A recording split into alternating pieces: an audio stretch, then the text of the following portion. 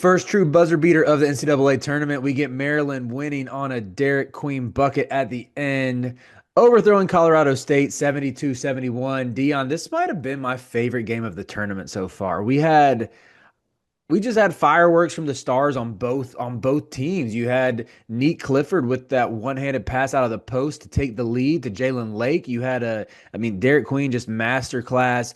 I thought all three guards from Maryland played really well. Jacoby Gillespie heated up late. Kyan Evans had a couple big threes. It just had everything. It had some questionable ref calls. I know you have some thoughts on that. What were your main takeaways from this one? I love that you said it was one of the best games of the tournament. I got Oregon, Arizona on to my left. There's this game's going to give it a run for its money, to say the least. This game has been very, very fun so far. Minute 37 left in the first half in that one while we're recording this. But correct me if I'm wrong. They ran a zone on that Lake three, right? Like I'm not wrong by saying that they were in a 2-3. It looked like to me. Was I mean, they were definitely packing the paint. Like it was wide. It was a tremendous pass by Clifford just to It go right was. over the defense into Lake shooting pocket. It might have been a zone. I'd have to go back and rewatch, but I definitely like when they showed the replay. I was like, there's a lot of dudes with a foot in the paint.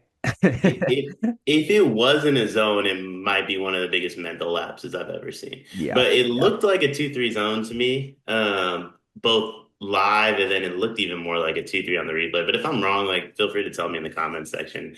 You might be right. But You're the ball knower between the two of us. I probably missed it. if it was a zone, and I do believe it was a zone, that is certainly a choice. That is Kevin Willard. That is certainly a choice. That is definitely a choice you can make. I don't think it's the one you should make. But it was a hell of a pass by Nick Clifford. And then honestly, man, an even better shot on the other end. I see everybody saying it's a travel.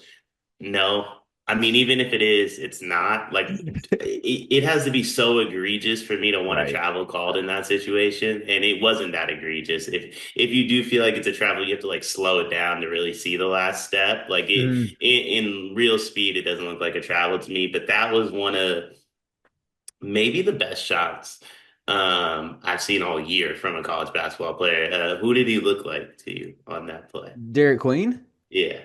Like Is this what did that shot look like? Like is there a person that comes to mind? am I gonna like this answer? Or are you I think you will. I don't know how okay. you feel about Derek Queen. I love Derek Queen. I didn't know if Did, like if did you're he if not look like did he not look like baby Jokic? Is that not that okay. is a move we see Jokic do like every game?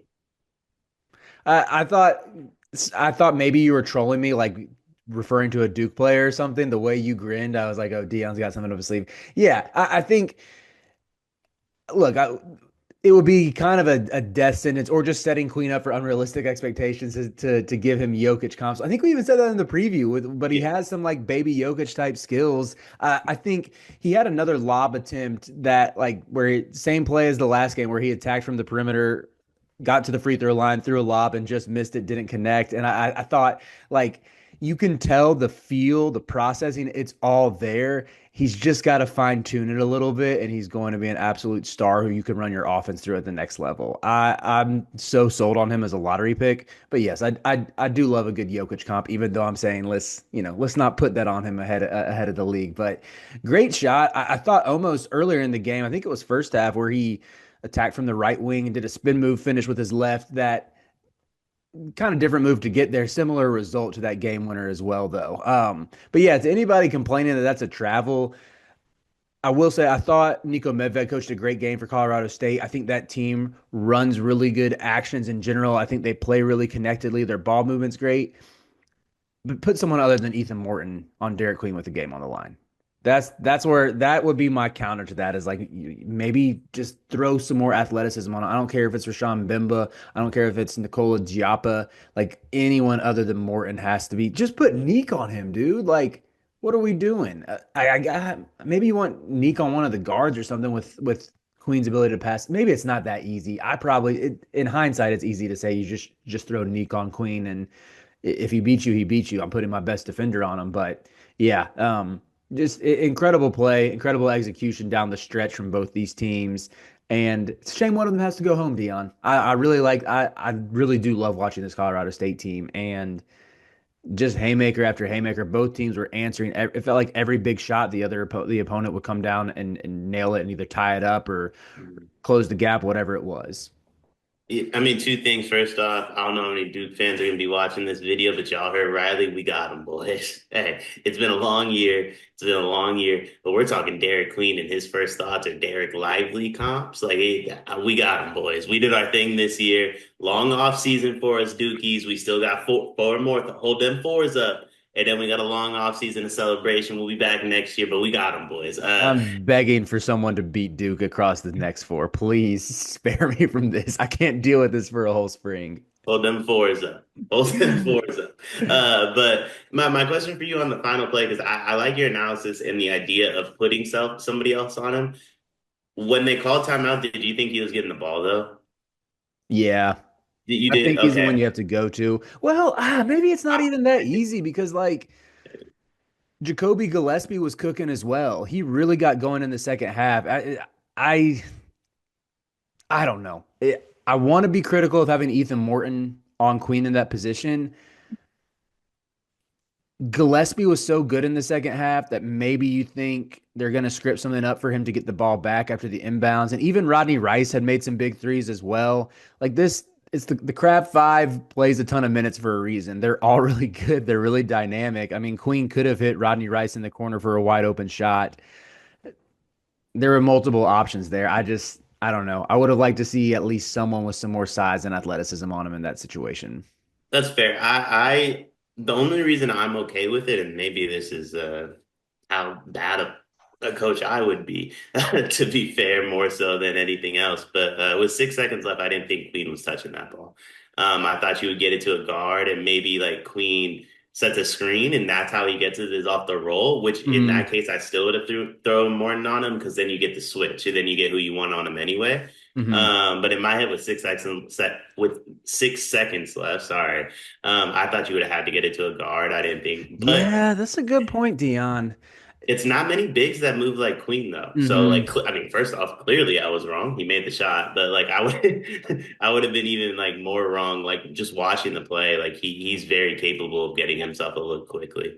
I will say I'm watching it over right now, and I mean Clifford did a pretty good job rotating over to help, but he was just a second late on the contest. He didn't even get his feet off the ground. I wonder if he was worried about a foul or something.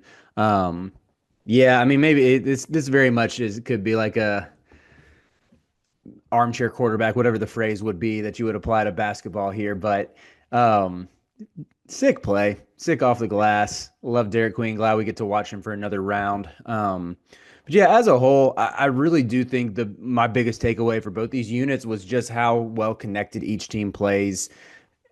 The guards from each side were like stepping up late and hitting big threes, and I think of Maryland, if you want to talk yourself into them as a Final Four team, of course, it's a tough road ahead. This is the blueprint where you see, like, okay, we survived that game. We were down 12 early. We bought back. I mean, even early second half, Kyan Evans hits a three to extend the lead back to 9 after Maryland makes a push. Like, they just kept battling. They kept throwing things at the Terps. And every single time, whether it was Rodney Rice with a big three, or even, I mean, there's one play I had highlighted in the notes where Derek Queen had a block on a Rashawn Mimba roll. He got it out to Gillespie, who found Rice for the extra pass for the finish. It's just these types of plays where you can tell they're just on a different level in terms of connectedness. And yeah, in terms of making a run, it's like you got to survive these types of games. If you get past that, maybe you think like, okay, the sailing gets a little more smoother, even though they got Florida next. But like Florida did look a little susceptible today. But yeah, just as a whole, maybe it's cliche, but it's like both teams were awesome in this one. That's all I gotta say. No, they absolutely were. Both teams were absolutely awesome. Full recap up for the Florida game on the channel, by the way. I have the opposite take of Riley. I don't think they look that deceptible You at don't think all. Florida looked that susceptible? I think they actually look more dangerous because now it's like, hey, you could do everything right, and we still got something for you. Okay, that's a pretty good point. How are you I feeling think. about like what's your outlook with Maryland? What do you think their ceiling is right now as they move into the second weekend? I felt this way the whole time. I will say like Florida's my team to beat. Today made me feel even stronger about that. But I said this the whole time. Maryland got a little something for him. Maryland's got a little something for him, man. And Maryland is very similar to Florida in terms of like the way the roster was constructed. Hmm. A little different, obviously, with the front court being their focus, but they're very well rounded. Not many teams in college basketball are as well rounded as both Maryland and Florida. That's going to be the game of next weekend, in my opinion, unless we get Auburn, Michigan State in the Elite Eight. True. Yeah, I'm still a little nervous about Maryland's chances just because of Florida's depth. Maryland's bench played a 5 combined minutes total in the second half. Crab five, baby. Crab five. I mean, if it works, keep running it. Like I'm all for it. Like keep doing it until it doesn't, you know? But it's just in a winner go home situation. The moment that it doesn't work, you go home. But But like, at the same, like there's just not a guy I trust coming off the bench to warrant more than 5 combined minutes, you know? but Like do you think you really need a bench in college basketball? I would like to have 7 guys. I would like a crab seven. A crab seven Crab would seven would be be sick. they're punching their ticket to San Antonio if they have a crab seven. But instead the six is Deshaun Harris Smith, who airballed one of the worst threes I've ever seen in the second half, and Jordan Geronimo, who's good for like Like, one cool thing a game. You can depend on him for like a dunk or a block or something, but it's like, all right, Jordan, thank you for your service. Let me get my good bigs back in. But yeah, as a whole, here's my big picture takeaway that I would lean on to if I was a Maryland fan, Dion. Only one team can win the tournament every year. But there's any number of teams who can lay claim as like the most fun team that year. And I would mhm. say Maryland has a case. I had no idea where you were going with that at first. Like I sometimes thought you you were just gonna, thought you were gonna give us the hard hitting analysis of only one team can win. well, better put, the Terps haven't made the second weekend since 2015. It's okay to be a second weekend team that has some fun games, has a fun style of play, progress, Yeah. expectations, accountability, integrity, moving in the moving in the right direction, one track mind. Nah, it's fair. It's fair. All those things are fair. I want to go back to the depth thing just quickly. I would prefer they have seven. But I made this point with Ralph earlier too, because we talked a little bit about Maryland in the Florida recap. Um, or maybe we were talking about Florida actually, sorry. Comparing them to Duke. I don't remember what we were talking about. But I made this point about another team also. We're talking about 6 games across 3 weeks. We're talking about maybe 30. How many games would they play if they won the whole thing? 40 games Yeah, 40. across 5 months, Mm-hmm. 6 months. We're talking about, if going into their Sweet 16 game against Florida, that'll be their third game in what, like 8 days? Mm-hmm. None of that's that crazy. Derek Without Queen's with the gonna minute share.